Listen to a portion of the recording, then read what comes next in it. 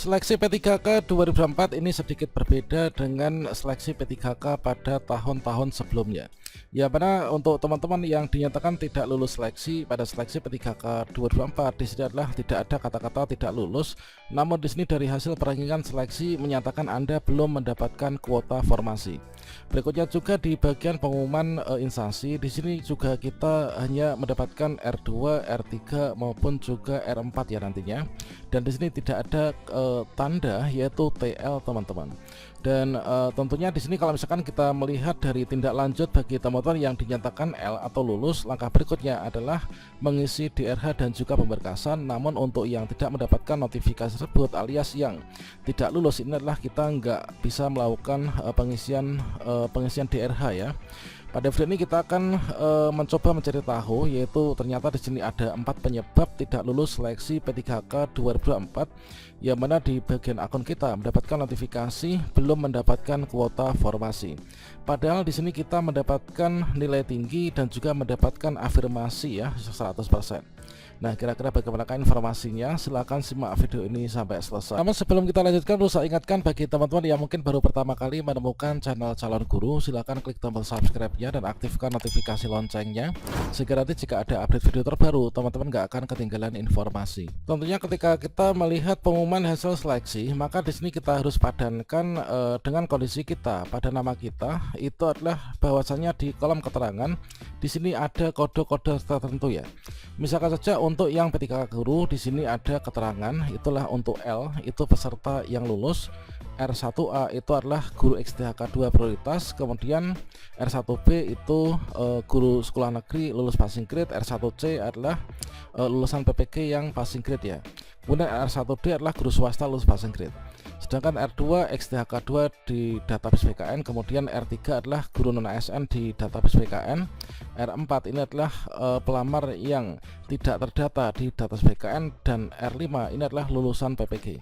Nah, jadi di sini untuk melihat kita itu status kelulusannya itu adalah dari kode-kode ini R1 sampai dengan R5 nantinya untuk pelamar P3K tahap 2.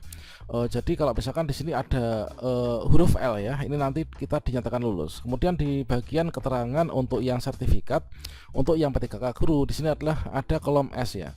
Kalau misalkan teman-teman di sini ada kolom S, berarti untuk sertifikat pendidiknya ini dihitung sebagai penambah afirmasi. Dan misalkan saja di sini ada jumlah formasi.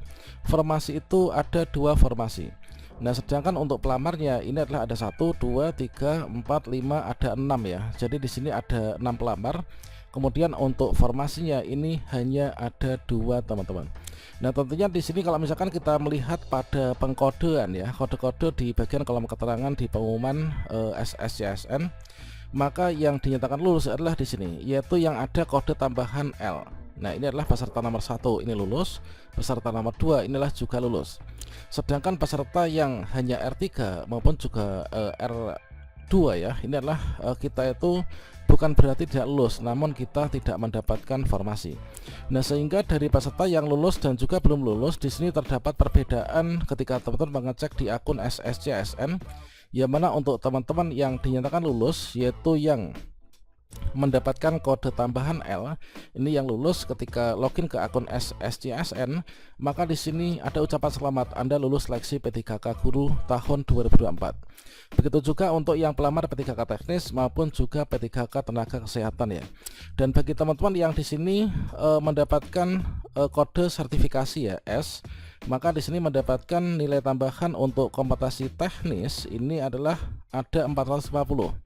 Nah, sehingga dari nilai murni yang kita dapatkan, maka yang dipakai adalah nilai maksimal yaitu 450. Sehingga di bagian afirmasi ya, di sini juga terbaca yaitu nilai teknis dan juga afirmasi yaitu 450. Nah, bagi teman-teman yang mendapatkan kode L ini adalah lanjut mengisi DRH dan juga pemberkasan. Nah, sedangkan untuk teman-teman yang di sini hanya mendapatkan kode R3, R2 maupun juga R1 maupun juga R4 nantinya, maka ketika login ke akun SSCSN, maka di sini akan mendapatkan tampilan. Bukan berarti kita tuh tidak lulus teman-teman, karena di bagian pengumuman instansi juga demikian, ada R3, maka di sini tidak ada kata-kata nggak lulus ya, tapi hasil perankingan seleksi menyatakan Anda belum mendapatkan kuota formasi. Nah, di sini untuk dari sertifikat pendidik kita ini juga terbaca, teman-teman. Ini ada ya, yaitu ada kolom S, di sini ada 450. Kemudian di sini juga terbaca yaitu 450. Dan selanjutnya tentunya di sini teman-teman bertanya-tanya, mengapa kita dapat serdik kemudian kita nilainya tinggi namun kita nggak lulus. Dan di setiap instansi tentunya juga memberikan pengumuman bahwasannya untuk teman-teman yang di sini berhak untuk ikut pemberkasan. Jadi yang dinyatakan lulus ya, ini sebagaimana tercantum pada lampiran ya di setiap pengumuman instansi, itu adalah R1-L, kemudian R2-L, dan juga R3-L.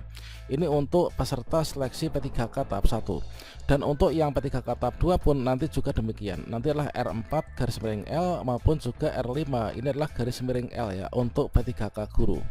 Dan tentunya di sini teman-teman bertanya-tanya, yaitu mengapa kita nilai tinggi tidak lulus dan kita dapat afirmasi tapi kenapa tidak lulus.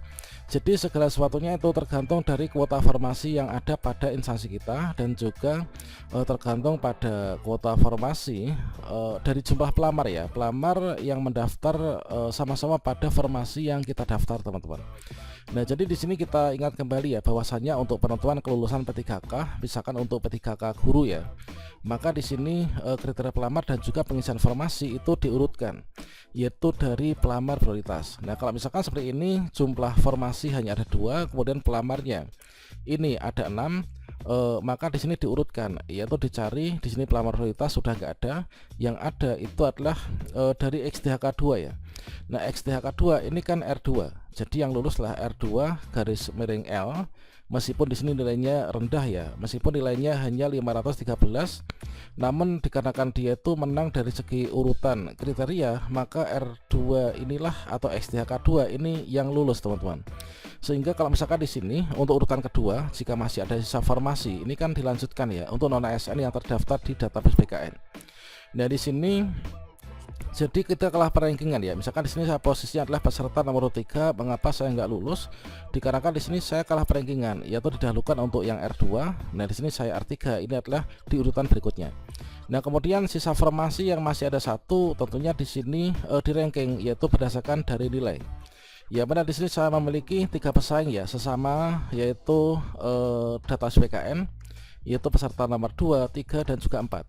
Ini sama-sama R3-nya. Nah, kalau misalkan sama-sama R3, sama-sama pada kategori atau kriteria yang sama, maka diambillah nilai yang tertinggi, teman-teman. Nah, ini ya, ini adalah untuk peserta nomor ini, maka di sini peserta nomor 2 ini yang mendapatkan nilai 631, inilah yang lulus ya. Sehingga kita di sini 615 dan juga 61, maka di sini kita belum mendapatkan formasi. Jadi penjelasan dari hasil perankingan seleksi menyatakan Anda belum mendapatkan kuota formasi, itulah kira-kira seperti itu, teman-teman. Dan di sini kalau misalkan kita simpulkan, itu kira-kira seperti apa? Dan jadi kalau misalkan kita simpulkan, di sini ada 4 penyebab tidak lulus P3K 2024.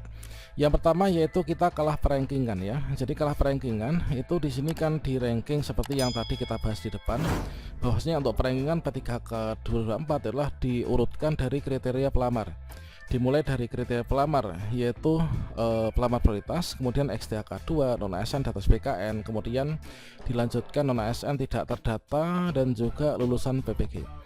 Nah, berikutnya di sini kalah perankingan, kemudian urutan kriteria pelamar dan juga urutan nilai ini kita kalah, teman-teman. Dan tentunya di sini juga berpengaruh besar yaitu antara jumlah formasi. Nah, jumlah formasi itu lebih sedikit daripada jumlah pelamar. Beda lagi kalau misalkan jumlah formasi lebih besar daripada jumlah pelamar, maka pelamar tersebut itu akan seluruhnya lulus seleksi P3K 2024 ya. Dan saya ucapkan selamat kepada teman-teman yang telah lulus seleksi P3K 2024. Bagi yang belum lulus, ini semoga saja nanti kita bisa segera diangkat ya untuk menjadi P3K.